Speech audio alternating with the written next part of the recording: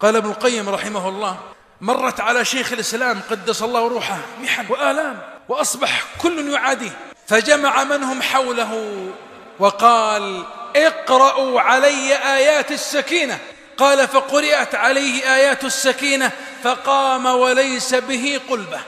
آيات السكينة 6 آيات في كتاب الله، آية في سورة البقرة، وآيتان في سورة التوبة، و3 آيات في سورة الفتح. آيات السكينة التي فيها لفظ: ثم أنزل الله سكينته، هو الذي أنزل السكينة في قلوب المؤمنين، فيه سكينة من ربكم. إذا عصبت بقلبك المعاناة والهموم اقرأ هذه الآيات، سكن بها فؤادك.